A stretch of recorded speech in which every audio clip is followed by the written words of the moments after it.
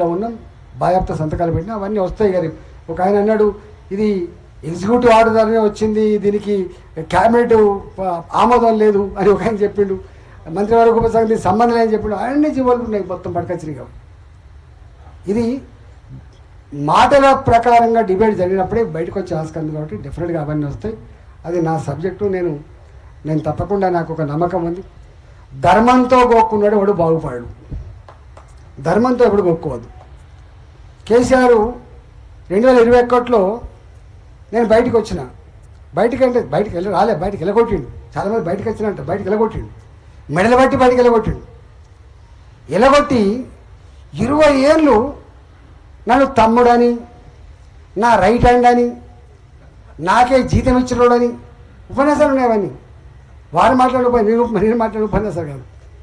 వాళ్ళు లేని మీటింగ్లన్నీ కూడా నేనే ప్రిసైడ్ చేస్తే 20 ఏళ్ళు తమ్ముడు ఎట్లా, 20 ఏళ్ళు నమ్మకస్తుడు ఎట్లా, 20 ఏళ్ళు నీ పార్టీకి ఫ్లోరిడర్ ఎట్లా ఎలిజిబిలిటీ వచ్చింది, 20 ఏళ్ళు ఒక రాష్ట్ర ఆర్థిక మంత్రిగా పనిచేసే 20 ఏళ్ళ కాలంలో నీ కరోనా కష్టకాలంలో నీ పరపతి పెంచేటువంటి సర్వీస్ ఎట్లా చేసిండు, ఒక్కటే రాత్రి నీకు ఎట్లా దొంగైండు అనేది చర్చ.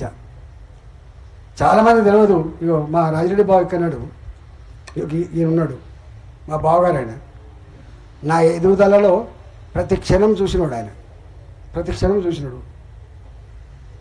అంటే మేము ఎంత కష్టపడ్డామో, మా కమిట్మెంట్ ఏందో తెలిసిన వాళ్ళకే తెలుస్తుంది. కార్లలోనే మా టిఫిన్ ఉండేది. కార్లల్లో 24/7 పనిచేస్తుంటాం మేము.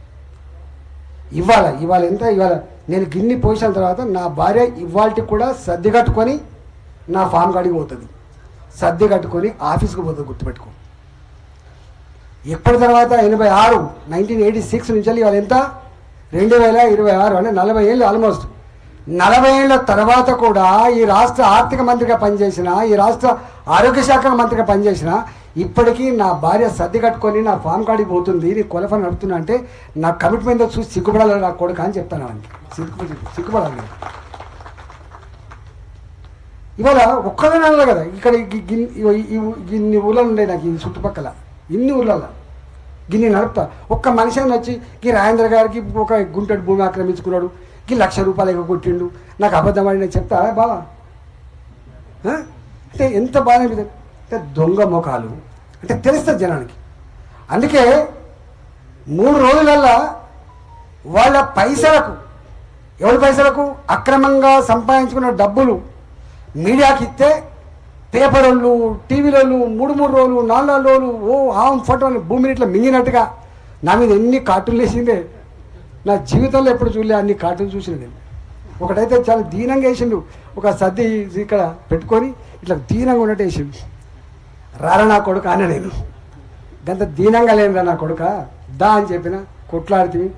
2 నెలలు అయిపోయినా 6 నెలలు కొట్లాడినాం. మీరందరూ వచ్చిండ్రు. మీ అందరి సహకారంతో, ప్రజల ఆశీర్వాదంతో మనం గెలిచిమి. కథం అయిపోయాయి. వాళ్ళు కథం అయిపోయింది కదా. ఇవాళ ఎందుకు ఈయనకి ఈ పంచాయతీ, నాకేం పంచాయతీ, రేవంత్ రెడ్డి గారితో పంచాయతీ ఉంది, నాకు కాంగ్రెస్ పార్టీతో పంచాయతీ లేదు. పంచాయతీ ఉన్నది. ప్రజలను ఇబ్బంది పెడుతున్నప్పుడు ఏ ప్రజలైతే నీకు అధికారాన్ని ఇచ్చిండ్రో, ఏ ప్రజలైతే నీకు చల్లగా చూడమని చెప్పిండ్రో దానికి విరుద్ధంగా చేస్తున్నాం అనేది మన పంచాయతీ. అంతే కదా.